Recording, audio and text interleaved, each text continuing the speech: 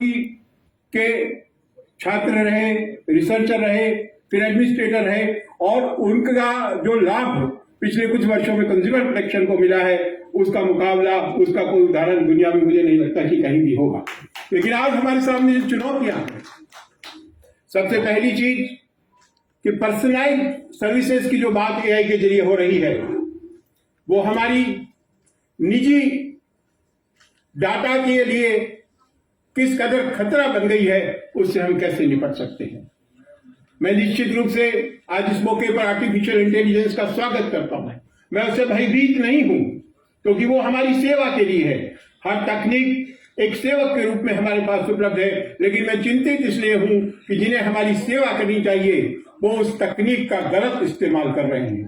बहुराष्ट्रीय कंपनियां, दुनिया भर के IT platform, e commerce platform जो होशियार है, संसाधन से संपन्न है, उस गरीब किसान, मजदूर, दलित, पिछड़े, अशिक्षित और संसाधन विहीन व्यक्ति के खिलाफ उन हथियारों को उपयोग कर रहे हैं जिनके बारे में वो अभी तक बेचारा जानता नहीं है। तो सबसे बड़ी चुनौती इस बात की है कि पर्सनलाइज सेवाएं देने के लिए जिस आर्टिफिशियल इंटेलिजेंस का उपयोग होना चाहिए, वो हमारे पर्सनल डाटा के लिए, हमारी उसकी सिक्योरिटी के लिए चिंता का विषय नहीं बन जाए।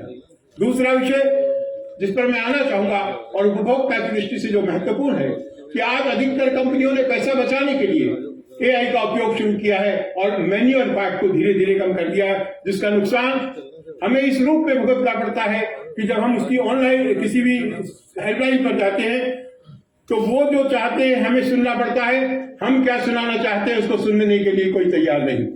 आदि हेल्पलाइन के नंबर्स तो ऐसे हैं जो टोल फ्री नहीं है, पैसा लेते हैं, यानी हम जितनी देर उनके बकवास सुने उसका पैसा भी हम भरते हैं। तो ये बहुत बड़ी चुनौती हमारे सामने है, जिसके लिए हमें मुकाबला करना होगा।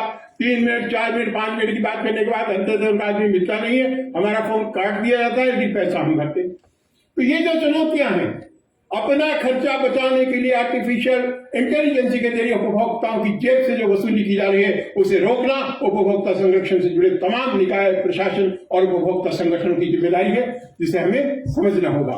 और तीसरी चीज इसी के साथ जुड़ी है कि जब आदमी एक बार किसी आर्टिफिशियल इंटेलिजेंस का उपयोग करता है, बहुत जल्दी उससे बोर होना शुरू होता है, क्योंकि उसमें रचनात्मकता का अभाव है, उसमें बौद्धिकता जो ओरिजिनलिटी थी वो नहीं है।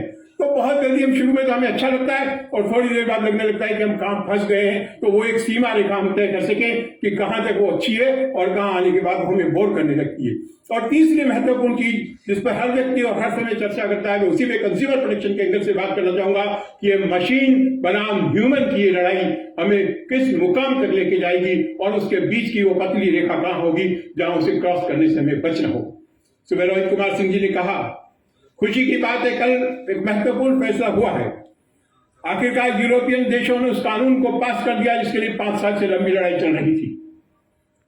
वहां से एक शुरुआत हुई है और भारत में उस स्टेज पर अभी हमें ले जाने के लिए बहुत काम करना बाकी है।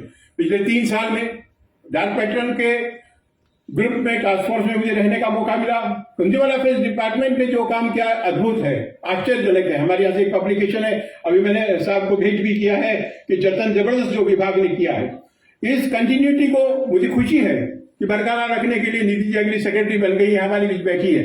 उन्होंने कंज्यूमर प्रोटेक्शन अथॉरिटी को जिस तरह जमाया और जिस तरह इन सब चीजों को सीखा है, और आर्टिफिशियल इंटेलिजेंस से मिलती जुलती मैं बात कहूंगा, हेल्पलाइन के डाटा का जो उपयोग किया है, तो वहीं मैं आके कहना चाहता हूं कि किस तरह आर्टिफिशियल इंटेलिजेंस हमारे लिए लाभदायक हो सकती है। इसको हम समझ सकते हैं कि हेल्पलाइन के डाटा का किस तरह बेहतरीन उपयोग विभाग ने किया। और उसके बाद हमने देखा कि अलग अलग सब्जेक्ट पर गोलमेज सम्मेलन बनाए गए, राउंड टेबल्स हुई, चीजें निकली। और जो मुझे असंभव लगता था 1.5-2 साल पहले जब रोहित सिंह जी ने एक कार्यक्रम किया था कि जो हमारे कंज्यूमर कमीशन हैं उनमें पेंडेंसी इस कदर बढ़ गई है कि वो एक ऐसी गंभीर समस्या हो गई थी जिसका इलाज नजर नहीं आता है। इन्होंने जो करके दिखाया, पेंडेंसी को आदि के स्तर पर ले आए। इन सब चीजों में अगर हम आर्टिफिशियल इंटेलिजेंस का उपयोग कर पाएंगे तो निश्चित रूप से इसके क्रांतिकारी नीति आएगी। लेकिन मैं क्योंकि सेशन बहुत लेट हो चुका है, ज्यादा बोलना नहीं चाहता। सारे हमारे दिग्गज मौजूद हैं, भरत खेड़ा साहब, हिमाचल के इतने बढ़िया अधिकारी जिनके जी अभिनव सिंह जी ने कहा कि बेस्ट एक अधिकारी हमें मिला है, अनुपम जी मेहनत करने में कोई कसर नहीं छोड़ते। तो ये सब मिलकर के कैसे सुदृढ़ीकृत कर सकते हैं उन एजेंसियों को जो कंज्यूमर प्रोटेक्शन के लिए काम कर रही है, उन संगठनों को, हमारे सैकड़ों वीसीओ जो सशक्तिकरण जिनकी आवश्यकता है, प्रशिक्षण जिनकी आवश्यकता है, कैसे आप लोग उनको एआई के उपयोग से अधिक सुदृढ़ बना सकते हैं, तो हम इसका फायदा अधिक से अधिक लोगों तक पहुंचा पाएंगे। शोषण मुक्त बाजार व्यवस्था का जो सपना हमने देखा है, मैं विश्वास करता हूं कि आप लोगों के नेतृत्व में हम उसे सफलतापूर्वक हासिल करेंगे। और ये आज मैं विश्वास विश्व उपभोक्ता अधिकार दिवस के मौके पर आपके साथ करता हूं, और मैं विश्वास दिलाता हूं हिंदुस्तान के उपभोक्ता संगठनों की तरफ से कि वो हर कदम पर कंधे से कंधा मिलाकर सरकार के साथ है। धन्यवाद। जय हिंद।